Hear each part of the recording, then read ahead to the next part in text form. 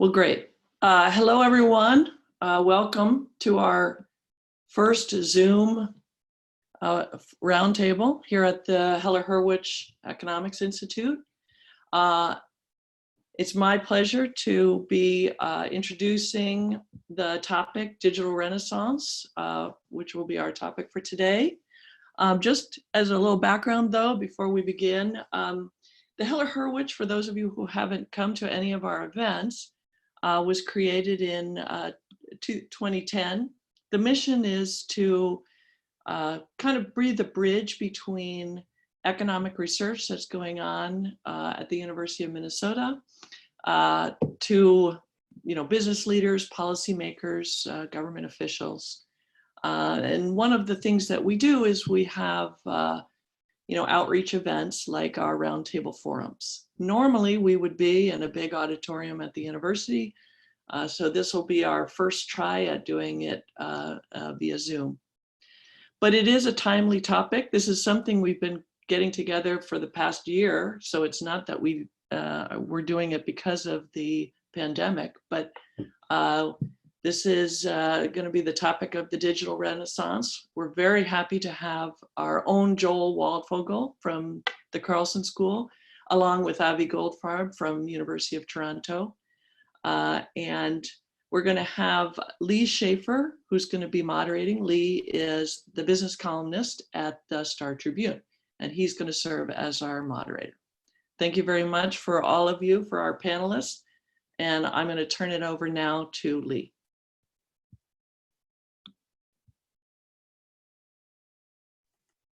Good afternoon, everyone, and thank you for joining us. I am the business columnist at Star Tribune, the big Minneapolis newspaper, and I'll be your moderator today. Originally, of course, we planned this to be on campus at Minneapolis, but it was changed to a webinar due to the COVID pandemic. And we apparently have folks joining us from US and Canada, and as far away as Switzerland, the Netherlands, Germany, Turkey, and India.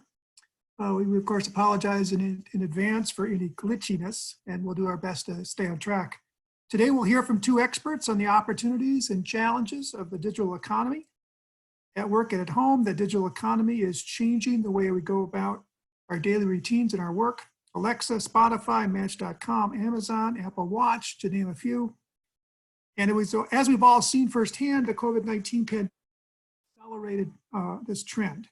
The way we work, shop, connect, and consume entertainment has all changed pretty significantly overnight. We will be recording today's webinar for those who aren't able to watch live, so they can catch it later. After we hear from both of our speakers, we will reserve the last 20 minutes or so for question and answers. You can submit questions using the Q&A feature in Zoom. I know from experience that button appears differently whether you're using an iPad or a desktop, but it should be along the bottom of your screen. First, we'll hear from Joel Waldfogel, the University of Minnesota professor in both the Carlson School of Management and the Department of Economics. His area of research includes price advertising, media markets, issues related to digital products, piracy, pricing, revenue sharing. He's also authored numerous books, including the most recent Digital Renaissance: What Data and Economics Tell Us About the Future of Popular Culture. A native of Minneapolis, Waldfogel received his BA in economics from Brandeis and a PhD in economics from Stanford University. Welcome. Thank you very much. It's a pleasure to be here, even if here is my daughter's bedroom. All right, let's see if I can successfully share my screen and begin talking. Have I succeeded? Can you see my slides? All right, cool. Yeah, all right, so I've taken liberties with the title of my own talk just to build a little bit of suspense. Digitization in pop culture, is it an open slush pile or a digital renaissance?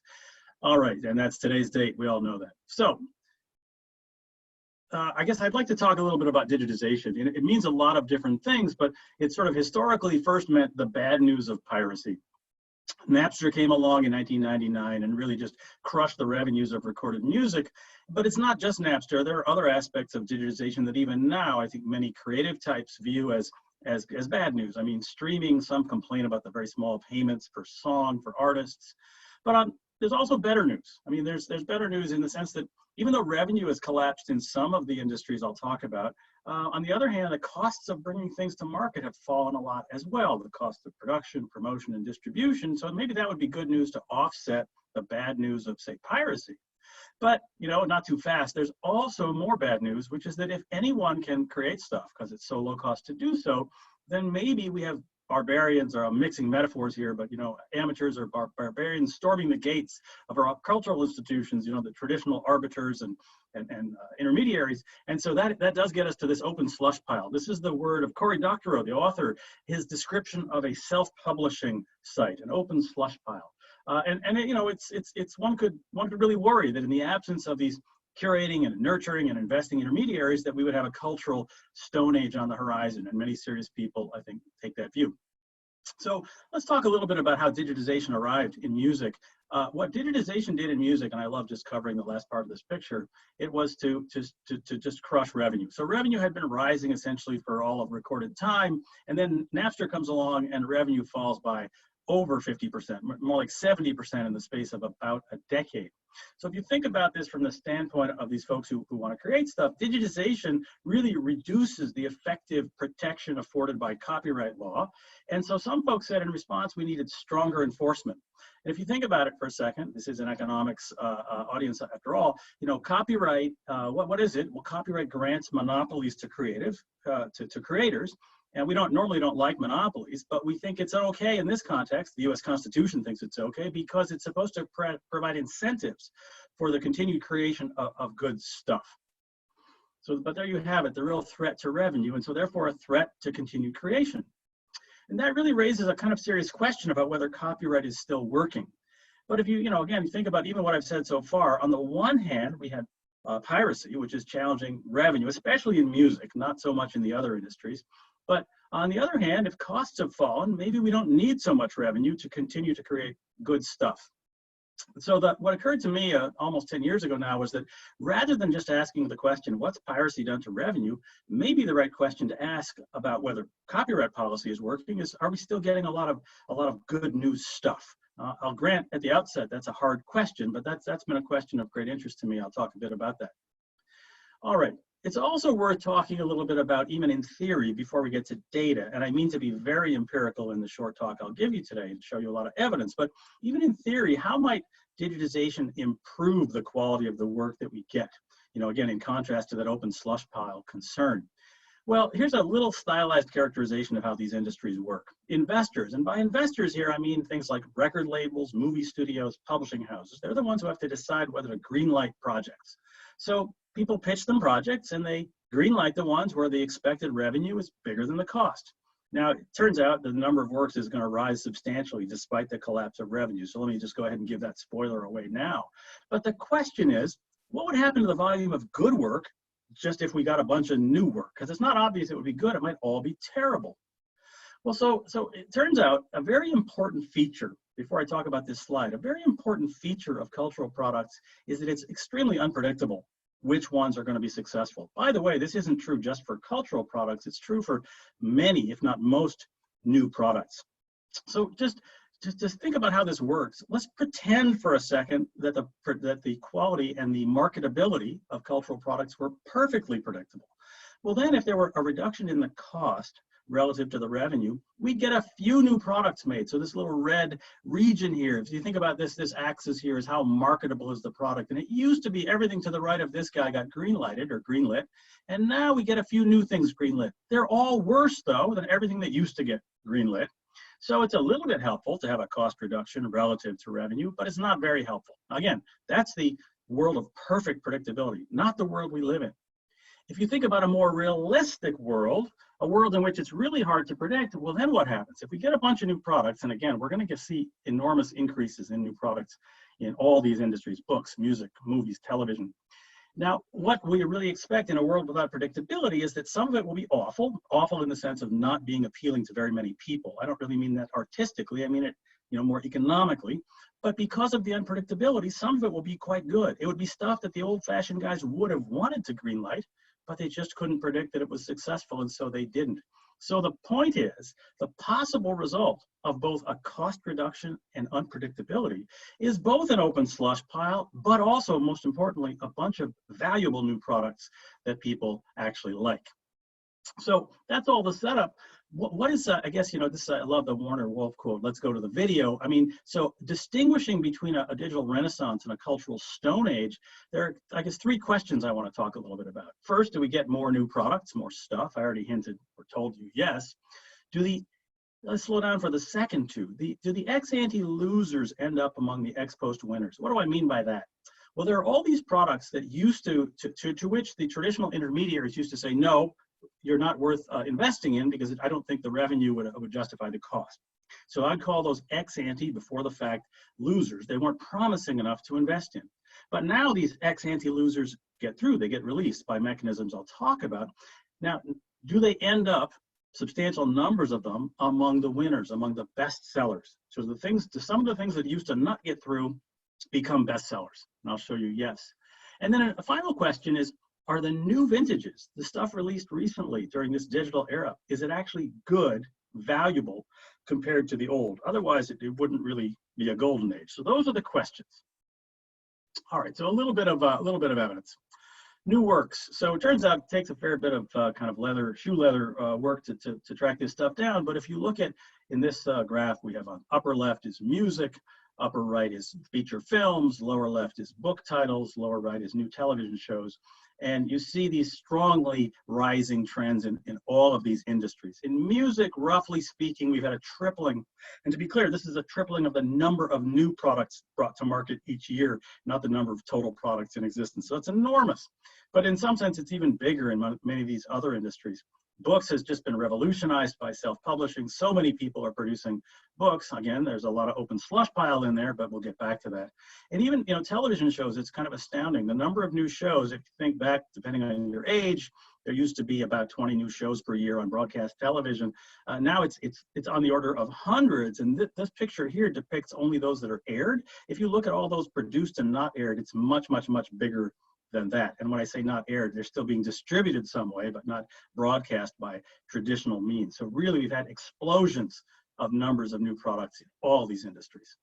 So yeah, cost reductions have overpowered the revenue reductions, and really the revenue reductions are really just in music. Okay, do we have these lucky ex-ante losers? That is, to the artists with less ex-ante promise who would not have made it to market prior to digitization, do they now achieve substantial sales success?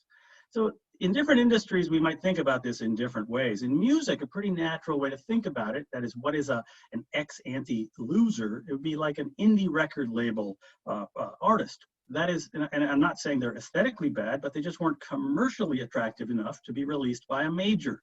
But they got released by these smaller scale labels, looking at sort of hoping for, being able to subsist, I should say, on smaller scale success.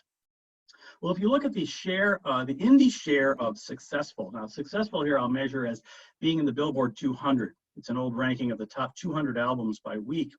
Between 2000 and 2010, the indie share of the Billboard 200 rose from about 13% to almost 40%, more or less a tripling in the indie share. And even if you look at the very top of the distribution, the top 25 of the Billboard 25, we're looking at increases from 6 to about 18%. So really a non-trivial and growing share of what turns out to be successful is stuff that wouldn't have really made it through before. So that's an interesting bit of ex-ante losers succeeding. Their homage to Tom Petty, even the losers get lucky sometime. At a certain age, you might remember that song. Now, books, in some ways, it's even more remarkable. One of my favorite facts in the book industry is about self-published books and how successful those works tend to become. So there's a ranking, the USA Today bestseller list. It's a top 150 titles of the week. And unlike some bestseller lists, it's always included both self-published and electronic titles. And so in some sense, it's the trustworthy one. It's like those, the Men in Black characterization of the supermarket tabloids is the only reliable sources of information. In any event, with some work, one can classify all the books that make it onto the USA Today bestseller list as according to whether they were originally self-published. Now, self-publishing wasn't really much of a thing until the Kindle came along in the late 2000s, 2008 or so. And look what happened to the share of, again, of best-selling titles that had originally come to market as self-published. It rose over 10% among all titles and to 50% among romance titles. Again, this is titles, not sales. So it's not just 50 Shades of Grey, although 50 Shades of Grey is, I guess, a wonderful example. So lots of books rejected by traditional gatekeepers find significant expo success, and it's really kind of astounding, those shares. If you're a New York publishing house, this is quite frightening to you. And then it's not just 50 Shades. All right, the third question, and as I know, mindful of time, the third question here is this question of whether the new vintages are good. Because again, it's not enough just that what sells now is the stuff that wouldn't have made it through before. It's got to be the case that the new stuff's actually good before we declare this something like a digital renaissance. So one way to look at this, especially in music, is to look at critics' multi-year best of lists. Maybe the most famous one is the Rolling Stone 500 greatest albums of all time. And if you take those albums and bin them back into the years in which they were released, you see that those folks believe that 1970 was a high watermark of music, and it's sort of been downhill since then. But for our purpose, we want to have that going forward past the digital era, basically past when Napster and other aspects of digitization came along. And so to do that, we've got to go find lots and lots of best of lists that are like the Rolling Stone, that cover lots and lots of years. And if I do that, I'll take a sort of forget the little details here, but if I do that and combine those statistically, I end up with the following list. Yes, indeed, or the following index. It reaches a high point in 1970. And what's it doing toward the onset of Napster and so forth? Well, it's falling, and then it just goes flat. So relative to this 70% reduction in revenue, which in some sense should have spelt the end of all music production and therefore no more good stuff, well, we have sort of a constancy of the amount of good stuff in the post-Napster era. Now, having said all that, in some ways what critics think, although it's sort of relevant because it turns out to be sort of correlated, pretty correlated with what actually sells, it's not really a measure of well-being necessarily. We could instead, or might instead, hope for something that's more directly economic. So one more directly economic thing would be data on what people choose to buy. Suppose you had data, so putting your thinking cap for a second, suppose you had data on the sales of music, not only by year, but by the year in which it was originally released. So sales or airplays, both by time and by when it came from. Well, if a vintage is better than other vintages, then we ought to see it selling more after we account for how old it is. So that's the kind of multisyllabic description. And what you do, I think I'll spare us the geeky details here, although anyone's welcome to email me and I'll bore you to death. But let me just tell you what you get as the indices of this sort of the service flow or quality of music by vintage. You get these two pictures, one of which is associated with airplay in the US, one of which is associated with sales of records in the US. And what's kind of remarkable about them is they both have peaks around 1970, just like the critics said. They both fall substantially after that. But then look what happens after digitization. They both actually rise rather substantially.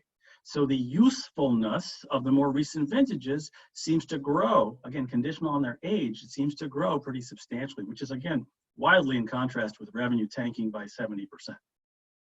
Okay, one other crack at is new stuff good. Here, I mean, I can, on the one hand, I can use or dump on critics, but you can look at things like the number of movies that get a Rotten Tomatoes score of at least 84. 84, importantly, is the score Deadpool got, so it's a natural benchmark. Kidding. But if you look at the number of movies on Rotten Tomatoes, they get at least an 84 back to 1993. It goes from 22 in the late 90s up to about 100 in 2016. So the number of movies that are getting this really, really sort of A's on this exam, if you will, has risen quite sharply. And by the way, although many of them are Hollywood movies, many of them are indie films, smaller scale kinds of movies. Okay. There's plenty more evidence in the book. I've just touched on a little bit here from a few of these industries, but I think that provides some answers, maybe provocative answers to a few of those questions. Let me just give you some takeaways and I think come in on time. So, what should one take away from all this? I think for cultural worrywarts, and there are plenty of them, there's lots of evidence of good new products. Where good, I should be careful, good means pleasing to consumers. We could have a different conversation about whether they're aesthetically good. Talk a bit about that in the book, especially about books, which are sort of more serious than some of the other products. Yeah, there's also an open slush pile. That's true. But again, in some sense, you know, who cares as long as there's some good stuff. There's no evidence of degradation of consumption, actually. It's not that the new stuff is crowding out the consumption of more elevated things. So I would say lighten up to the cultural words. For copyright policymakers, I think the industry claims that the sky is falling should be taken with a grain of salt. Yes, the sky might be falling for some particular firms, but that doesn't mean that the industry has ceased to produce valuable new products for consumers. The other two seem really banal, but they're kind of important. I mean, I think we should ask the right question, like what's happening to the products, not what's happening to the revenue of some particular firms. Then we should answer it with actual evidence, as opposed to just sort of pleas of I'm feeling pain that we sometimes listen to in policymaking. So yeah, ask the right questions, answer it with evidence. And then finally, I guess for the rest of us, sit back, relax, and enjoy the Renaissance and enjoy this fair use of this picture. Okay, I'll stop there. I think I did okay on time. Thank you, Joel. Enjoyed that very much. Next, we'll hear from Avi Goldfarb. Joins us from the University of Toronto. His research focuses on the economics of technology. He's co-author of the book, Prediction Machines, The Simple Economics of Artificial Intelligence. Professor Goldfarb received a BA in economics from Queen's University and his PhD in economics from Northwestern University.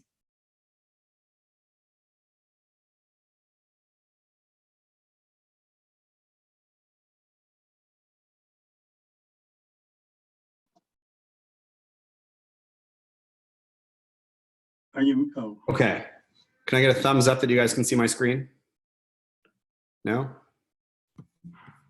Still muted. Okay. Let's try this again. Share screen.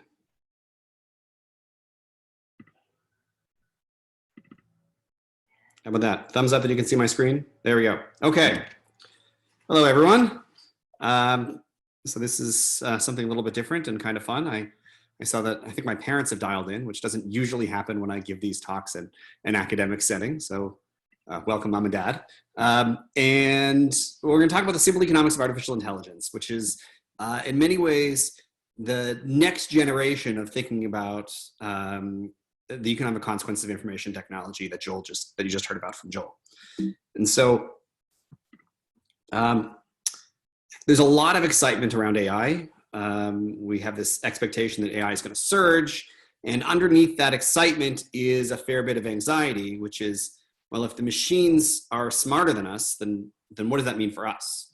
We've accepted that machines can be stronger than us, right? We're okay with that. We've been okay with that for over 100 years, but machines that are smarter than us give us a little bit of sense of, well, what's left for us? What should we be doing? Underneath that excitement and the anxiety is really a lot of confusion about what we're really talking about here when we're talking about artificial intelligence, right? The optimistic view of artificial intelligence comes from Star Wars in some sense. This is C-3PO. The robots in Star Wars can do just about everything humans do. C-3PO can do one thing, according to the story, better than human, which is that C-3PO can translate. But C-3PO does something else better than human. In fact, almost all the droids in Star Wars do something else better than human, which is that they listen to humans. And that's what makes that an optimistic, it might not be an optimistic world, but it's an optimistic world about what the role of artificial intelligence in life. The rest of science fiction is filled with machines that can do everything we can do, whether it's HAL from 2001: A Space Odyssey or Skynet from the Terminator, but they don't listen to us. And that creates a lot of fear.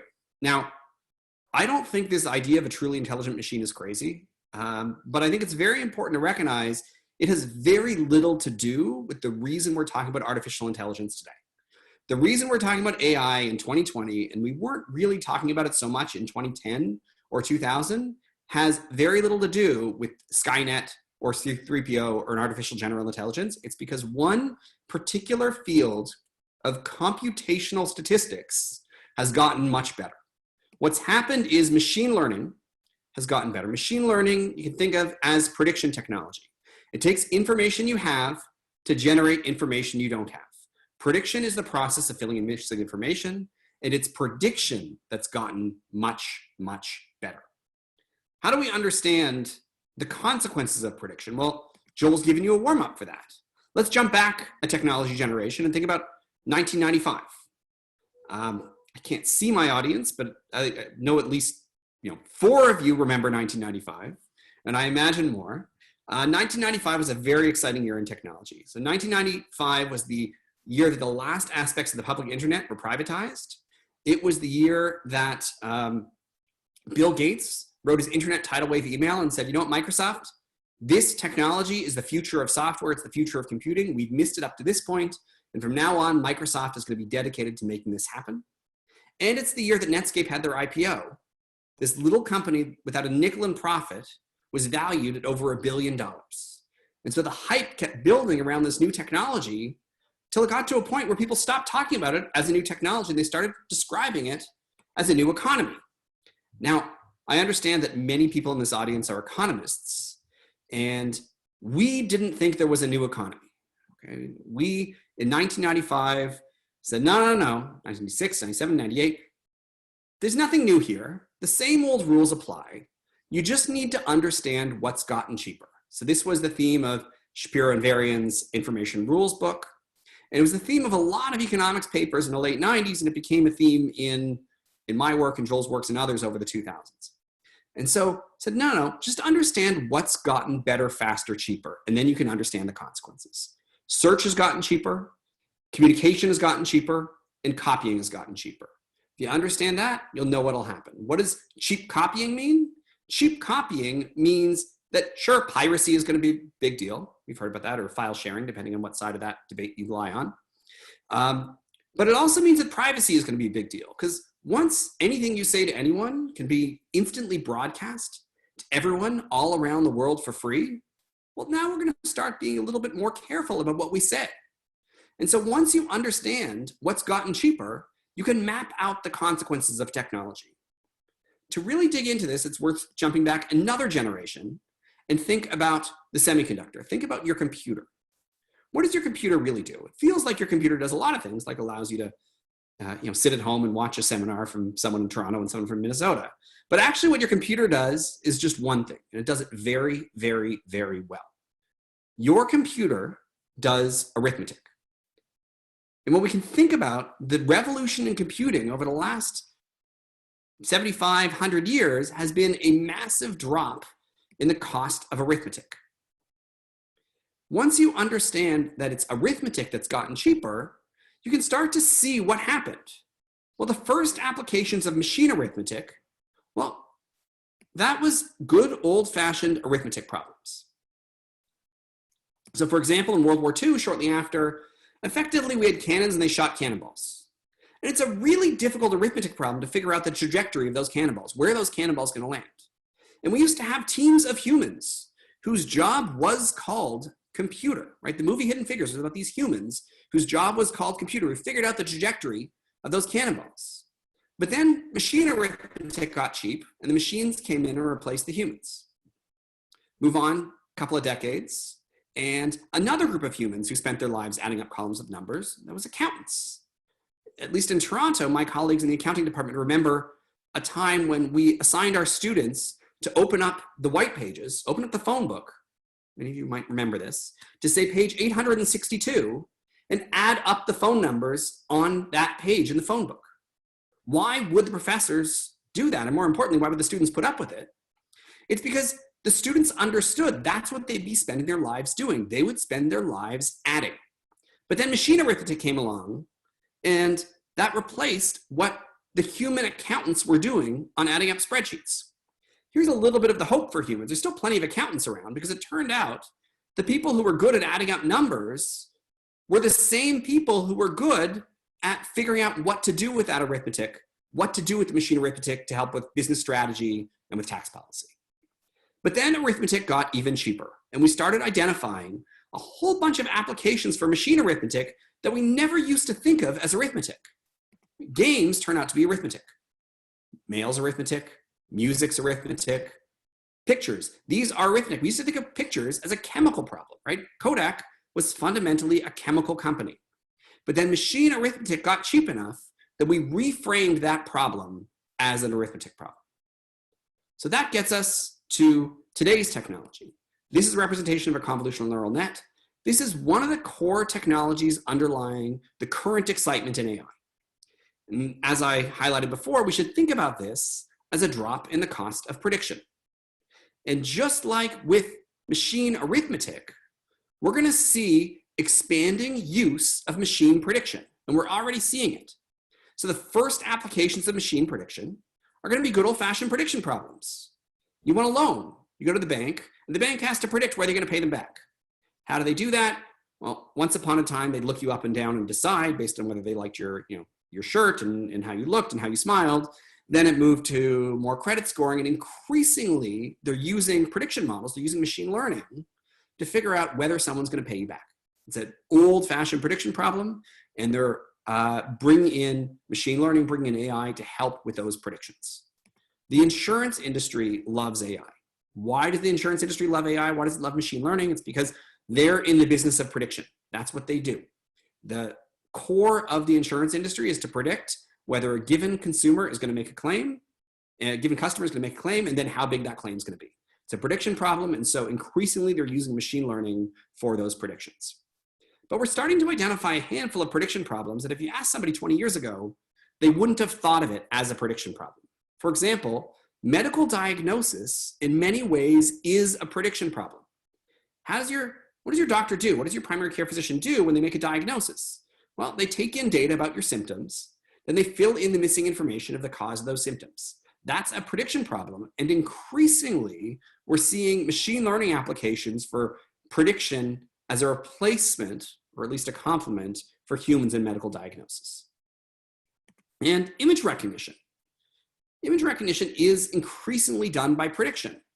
If you ask someone sort of intuitively, how do you recognize a familiar face? They don't say, oh, it's a prediction problem. I predict the label for the pixels that I see. But as prediction's gotten cheap, we've realized that's a feasible engineering way to do image recognition. How do I recognize Joel's face? My eyes take in light signals, and then they fill in the missing information of a label and a context. Oh, that's Joel. So as we're seeing prediction get cheap, we're going to do more and more prediction. So lots of economists in the room, this should be familiar. This is the very first thing you teach your undergrads, demand curve slope downward, right? So when something gets cheap, we do more of it. Let's jump to day 2 of Micro 101. In day 2 of Micro 101, you say, well, yeah, as prediction gets cheap, we buy more prediction. We're going to do more prediction. As coffee gets cheap, we buy more coffee. As coffee gets cheap, something else happens, we buy less tea, right? Tea and coffee are substitutes. So as coffee gets cheap, we're going to buy less tea. As prediction gets cheap, we're going to do more and more and more machine prediction and less and less and less human prediction. So I imagine everybody on this call is a human. For those of you whose jobs involve prediction, you should expect the machines to be doing those aspects of your jobs increasingly over time. That's kind of bleak, but it's not entirely bleak, because in that same class where you teach about substitutes, you also teach about complements.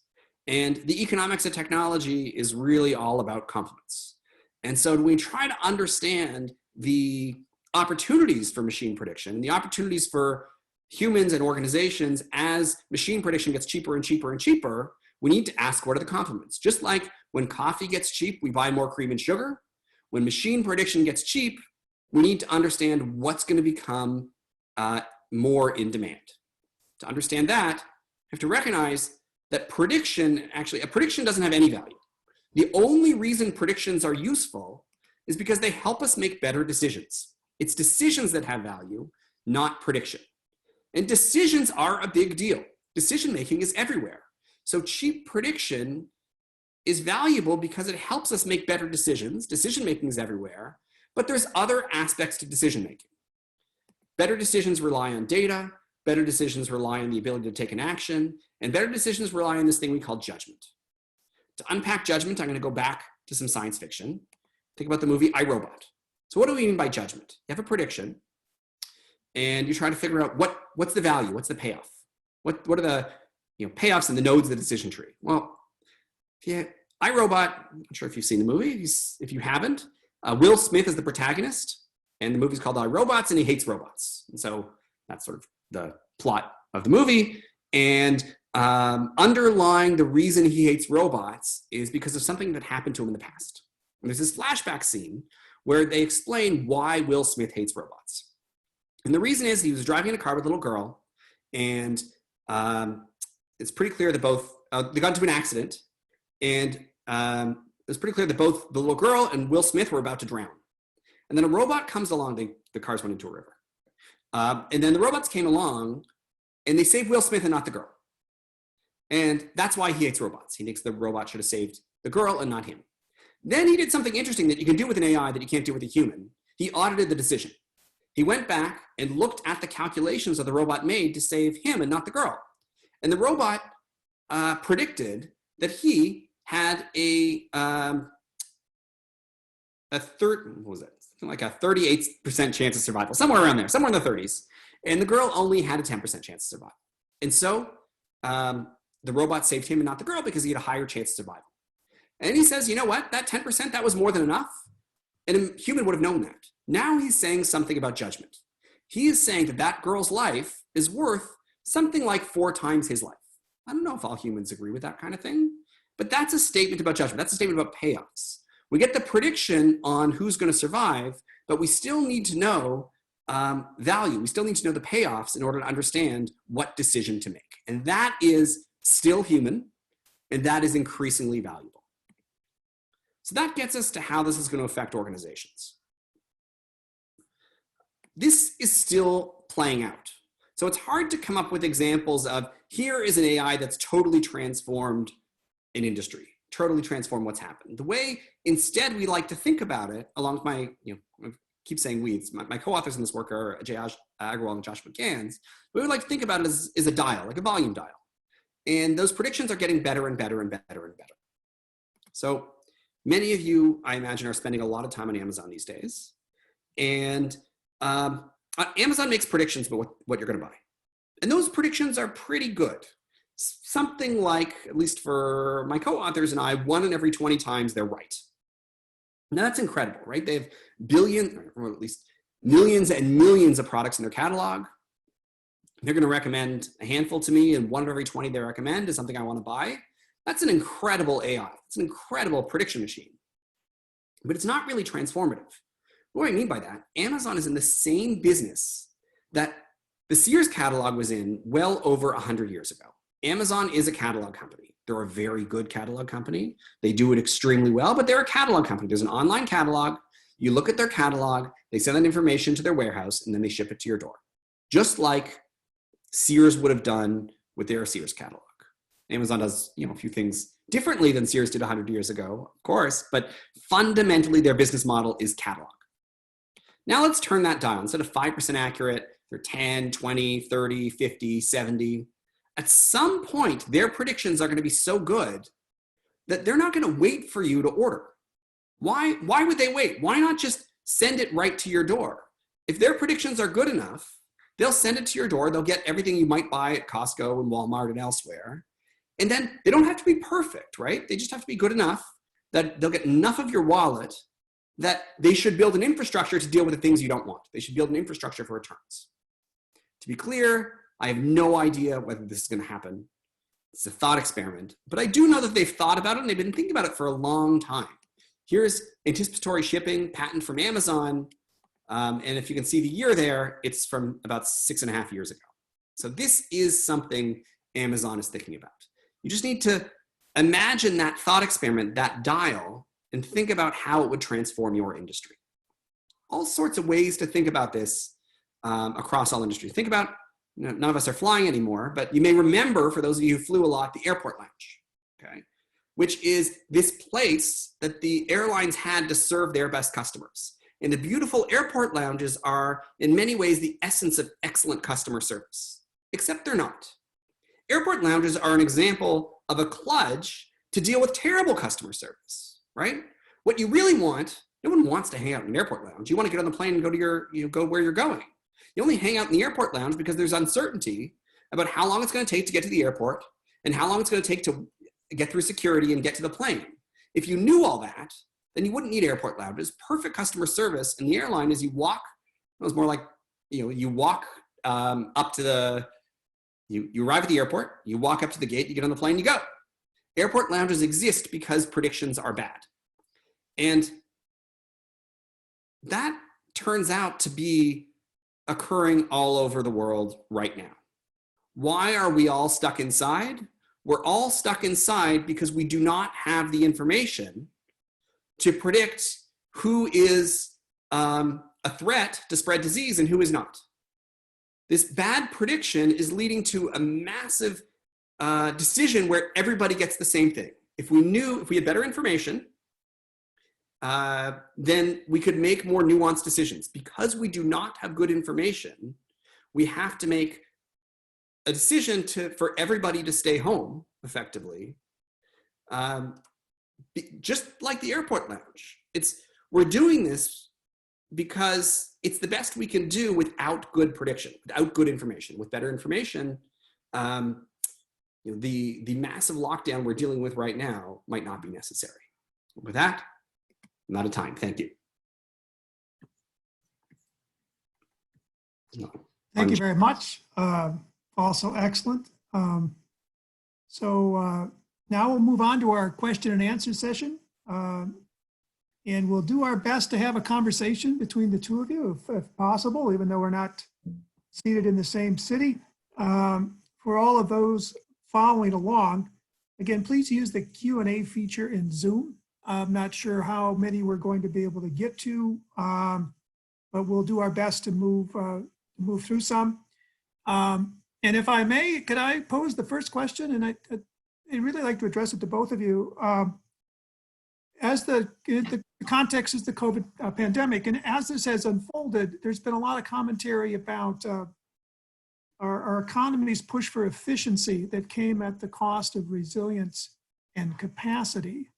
And some of these technologies, obviously, as they're cheaper and their adoption goes up, that improves efficiency. But how are the technologies you're most familiar with also sources of resilience organizationally and households and capacity? We have the capacity to do more to respond to this situation. Okay, I guess I'll take a first stab, and Joel, you, hard question. Okay, so to the extent that AI is prediction technology, let's recognize that it's statistical prediction.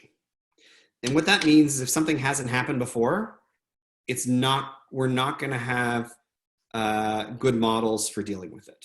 And so the challenge that AI-based companies have had in sort of AI-based forecasts, to the extent that we've had them on inventories and demand have had, is that it's not something we've seen before, and so we're struggling. So where does it help? Well, it helps because in the absence of good prediction, in the absence of knowing better data and some ability to anticipate, we end up having to make the same decision for everything and the same decision for everyone. And so there are aspects of it that if it's just in time, that might make our supply chains more brittle.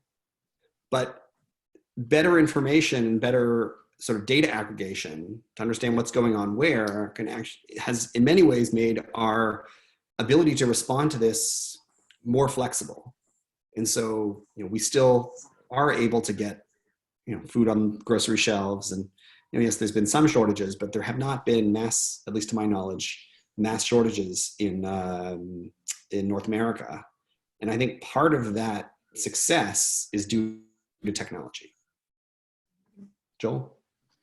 Yeah, so the physical world's still tough. Even, as Avi says, better we get at predicting stuff, the better that is. But what I've been thinking about, as awful as this pandemic has been, how much better it is, the lived experience of those who aren't sick, because of digital things that, except for net congestion, there's so much that we can do now that we couldn't have done that is really fully scalable and almost literally zero marginal cost. From Zoom to streaming on Netflix, to streaming on Spotify, a lot of things that we are able to do that we wouldn't have been able to do. I mean, again, not to deny the horrible things that are happening, but when I think about how hard it would have been to teach, for example, had this happened even 5 years ago, or how hard it would be to entertain myself if it had happened, you know, in the few off hours when I'm not, you know, paranoid about death and virus. But there's so much that we get into the house that's digital. And I realize, you know, Netflix had to slow itself down in Europe because of net congestion, but still, that's a lot better than doing nothing, because you can't go outside and play with your friends the healthy way you're supposed to. Right. Okay. Thank you.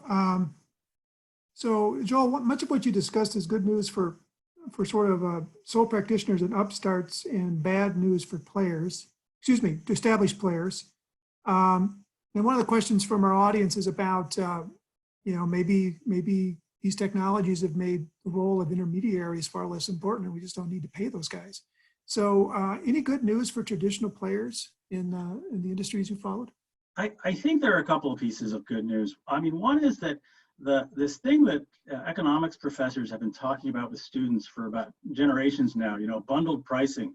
How about we bundle stuff and price, and, you know, we can show magically that this generates more revenue? And then give me an example. Well, we don't have one yet, but it turns out we have a couple of really wonderful examples now. I mean, Spotify, Netflix, all these subscription sales models are actually raising revenue and profits pretty substantially in ways that not only benefit the underlying creators, but also the old intermediaries and the new ones, the Spotifys and the Netflix. So there's some good news for, you know, for Goliath and not just David there. The other thing I would say is that even so, if in the old days, the traditional intermediaries were in the business of guessing, sort of betting on winners and investing, they were kind of patrons of the arts who were cross-subsidizing eventual losers with the eventual winners. Now, that's not a good business model anymore, but they are good at something. They're good at selling winners. So what they can do is they can dip into these kind of digital minor leagues and discover Justin Bieber on YouTube, or Lena Dunham, who makes a movie with her mother's credit card, or however she made tiny furniture, and then rapidly invest in them with kind of big money, intermediary money, and then get them to wide audiences. So there's still a role for them. It's just that they probably shouldn't be doing the investing in the discovery of good stuff. Okay, so with respect to news media, there's another question on that. Traditional news media, newspapers, television, you know, have gone into precipitous decline. And if anyone can produce news or content, I guess is the, have we seen a decline in quality? Yeah, so news is an interesting contrast to the creative industries. I guess I don't think about it as a creative industry, not that it doesn't require creativity. I mean, on the one hand, almost everybody in the US now has access to some high quality free news, like through CNN. On the other hand, local newspapers have absolutely taken it on the chin.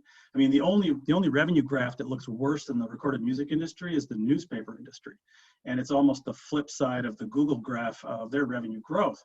So, and I'm not quite implying causality there. It's an enormously challenging problem. And I think in contrast to music, where anybody kind of trying something might result in something wonderful, I'm old fashioned. I think there's probably something called truth. And so I'm not sure every version of the news is equally useful to society. I realize that gets me over to First Amendment land, but still, I think there's a difference between news and music. Thank you. So Avi, I'd like to flip back to the pandemic if I could. You know, we're only months into what might be a protracted period. We try to adapt. How do you see AI and this sort of prediction technology you referred to helping us adapt quickly? So there's lots of applications and lots of limitations. So we'll start with the applications, and hopefully I'll get to the limitations, but we'll see how that goes. So first, a lot of my co-author Joshua Gans has been pointing out that a lot of the challenges we're having with respect to the coronavirus on the economic side are information problems. And the fundamental information problem is we don't know who has it. The second information problem is we don't know, given somebody has it, how big the risk is to their life and health. And so those two information problems, currently, as I said, we're solving them by just having everybody stay at home.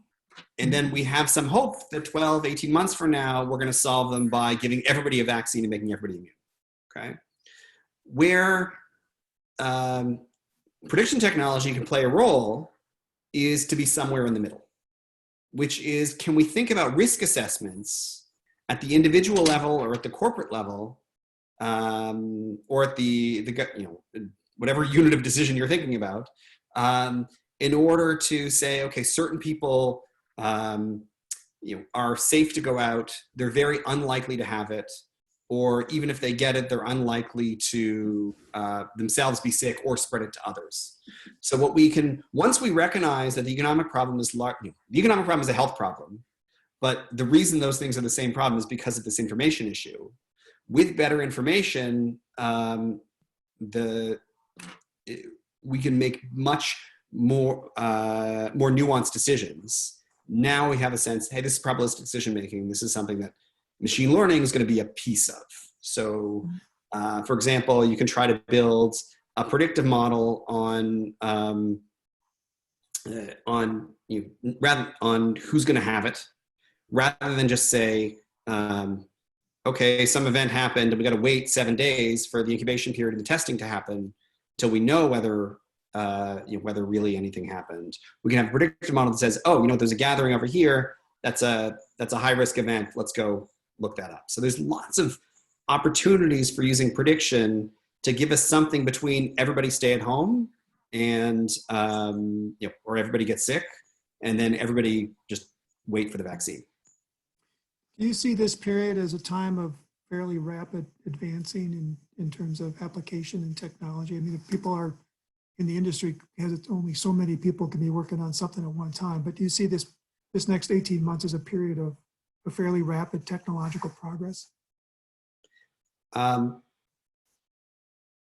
So in some sense, it depends how you think about progress. I think what we're going to see is lots of applications we didn't think of before.